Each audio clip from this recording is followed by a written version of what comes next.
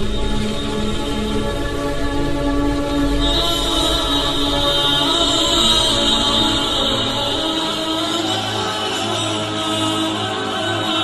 اللہ الرحمن الرحیم۔ شہادت حضرت مسلم بن عقیل علیہ السلام کے بعد لوگوں نے ابن زیاد کو جناب مسلم کے دونوں کمسن فرزندوں کے کوفہ میں موجود ہونے کی خبر دی، جن کا نام محمد و ابراہیم بن مسلم علیہ السلام تھا۔ ابن زیاد نے ان کی گرفتاری کا اعلان عام کر دیا۔ حضرت مسلم کے دونوں صاحبزادے قاضی شریح کے گھر پوشیدہ تھے۔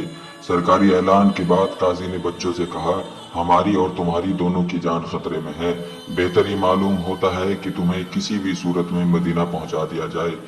بچوں نے اس فیصلے کو قبول کیا۔ قاضی نے اپنے بیٹے اسد کو حکم دیا کہ ان دونوں بچوں کو دروازہ عراقین کے باہر جو قافلہ مدینے جانا والا ہے اس میں چھوڑ آئے۔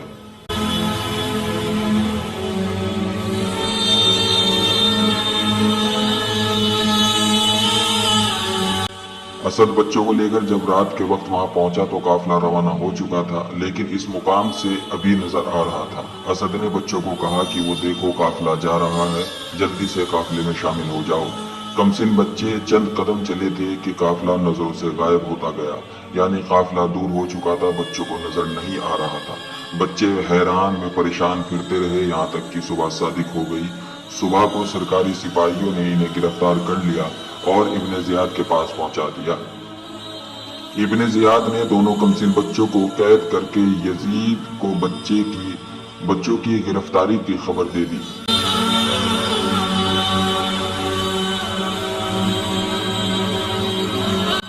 قید خانے کا دربان اتفاقاً سے محب آل محمد علیہ السلام تھا۔ اس نے رات کے وقت بچوں کو رہا کر دیا اور قادسیہ کا راستہ بتا کر اپنی انگوٹھی دی اور کہا کہ قادسیہ میں میرے بھائی سے ملنا اور اس انگوٹھی کے ذریعے سے تعارف کرا کر کہنا کہ وہ تمہیں مدینہ پہنچا دے۔ بچے تو انگوٹھی لے کر روانہ ہو گئے، مگر دربان جس کا نام مشکور تھا گرفتار کر لیا گیا۔ دربان سے پوچھا، تو نے بچوں کو کیوں رہا کیا؟ دربان مشکور، خدا کی رضا کے لیے۔ ابن زیاد نے 500 کوڑے مارنے کا حکم دیا۔ مشکور کی شہادت کے بعد اسے عمرو ابن الحارث نے دفن کیا۔ فرزندان مسلم مشکور کی مہربانی سے قادسیہ جا رہے تھے کہ حدود کوفہ کے اندر ہی راستہ بھول گئے اور ساری رات گھوم کر اپنے آپ کو کوفہ میں ہی پایا۔ صبح ہو چکی تھی، دشمن کے خطرے سے ایک درخت پر چڑھ گئے۔ اتفاقاً اس جگہ ایک عورت پانی بھرنے آئی۔ اس عورت نے پانی میں بچوں کی پرچھائی دیکھ کر پوچھا، تم کون ہو؟ بچے، ہم فرزندان مسلم ہیں۔ عورت بچوں کو لے کر اپنے مکان پر گئی اور اپنے مکان کے خالی گوشے میں انہیں ٹھہرایا۔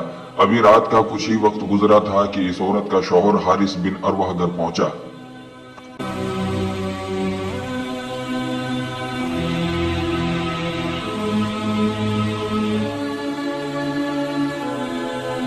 عورت نے اپنے شوہر حارث بن عروہ سے پوچھا کہ آج بڑی رات کر دی، خیر تو ہے؟ حارث، مشکور دربان نے مسلم کے فرزندوں کو قید سے رہا کر دیا، جن کے لیے ابن زیاد نے انعام مقرر کر رکھا ہے۔ میں خود بھی ابھی تک بچوں کی ہی تلاش میں پھر رہا تھا۔ حارث بن عروہ کھانا کھا کر بستر پر لوٹ گیا۔ ابھی آنکھیں نہ لگی تھی کہ حارث بچوں کی سانس کی آواز کو محسوس کر کے اٹھ کھڑا ہوا اور بیوی سے پوچھا، یہ کس کی سانسوں کی آوازیں آتی ہیں؟ بیوی نے کوئی جواب نہ دیا۔ حارث بن عروہ اس تہہ خانے کی طرف گیا جس میں حضرت مسلم بن عقیل علیہ السلام کے دونوں بیٹے آرام فرما رہے تھے۔ حارث کی آہٹ سن کر اس بھائی نے دوسرے بھائی سے کہا، بھیا، ابھی محمد مصطفیٰ صلی اللہ تعالی علیہ وآلہ وسلم، علی المرتضیٰ، فاطمہ الزہرا، حسن المجتبیٰ علیہ السلام اور ہمارے بابا خواب میں تشریف لائے تھے اور وہ فرما رہے تھے کہ ہم تمہارے انتظار میں ہیں۔ اتنے میں حارث داخل ہو گیا۔ حارث بن عروہ نے بچوں کو پکڑ کر پوچھا، تم کون ہو؟ بچے، ہم تیرے نبی کی اولادیں ہیں، قید خانے سے بھاگ کر آئے ہیں۔ حارث بن عروہ، تم قید سے بھاگ کر موت کے منہ میں آ گئے ہو۔ اس کے بعد حارث بن عروہ نے ان یتیموں کے رخساروں پر اس زور سے تماچے مارے کہ یہ بچے منہ کے بل گر پڑے۔ پھر اس نے ان کے ہاتھ پاؤں باندھ کر ڈال دیا۔ بچے ساری رات اپنی بے کسی پر روتے رہے۔ صبح ہوتے ہی حارث ان بچوں کو قتل کرنے کے لیے نہر فرات پر چلا۔ بیوی نے روکا تو بیوی کو قتل کیا۔ اس کے غلام نے ان کو روکا، اسے بھی قتل کیا۔ اب بچوں نے حارث جہنمی سے کہا، اے ظالم، ہمیں زندہ ابن زیاد کے پاس لے چل، ہمیں بازار میں بیچ دے، ہماری کمسنی پہ تو رحم کر۔ مگر ظالم نہ مانا۔ जब बच्चों को इस बात का इल्म हो चुका कि अब ये हमें कत्ल करेगा तो कहने लगे, अच्छा 2 रकत नमाज पढ़ने की इजाजत तो दे दे।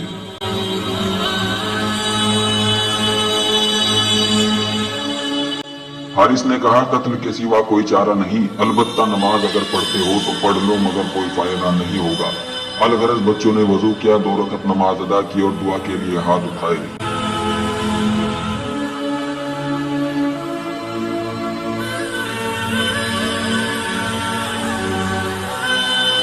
हारिस मलऊन ने बड़े भाई हजरत मोहम्मद बिन मुस्लिम की गर्दन पर तलवार से ऐसा वार किया कि नन्हा सा सर कट कर दूर जा गिरा। छोटे भाई ने दौड़कर बड़े भाई का सर उठाया और बड़े भाई के खून में लोटपोट होने लगे।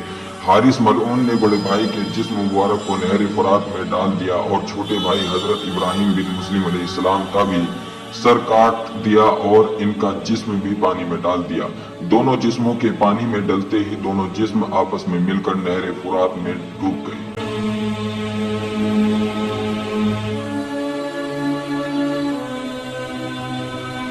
हारिस मलून ने दोनों सरों को इब्ने जियाद के दरबार में पेश किया। इब्ने जियाद ने सरों को देखकर कहा, बदबख्त, ये तूने क्या किया? किसने इजाजत दी तुझे ये करने की? तुझे तरस नहीं आया?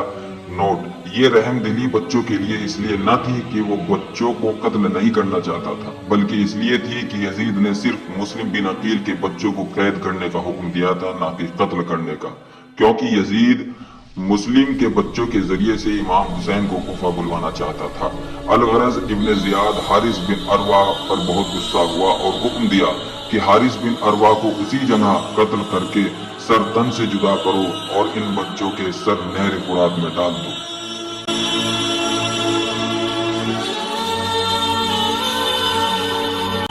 चुनांचे जिस शख्स को यह हुक्म मिला वो इत्तेफाकन मुहिब आल मोहम्मद अलैहिस्सलाम था।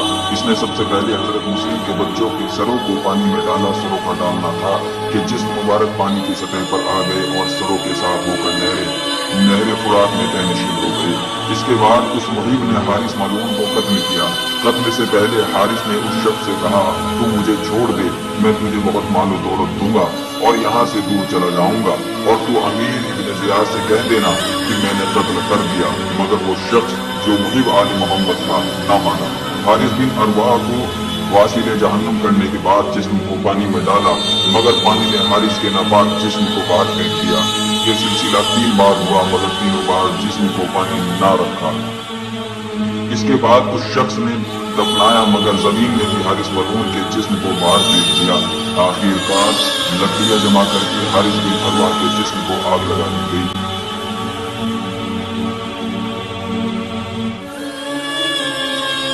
रावी का बयान है कि इस शख्स ने हारिस मलऊन की बीवी, गुलाम और बेटे के जिस्मों को मिट्टी में दफन किया और आज भी उनकी कब्रें मौजूद हैं और हारिस मलऊन की कब्र का कुछ पता नहीं।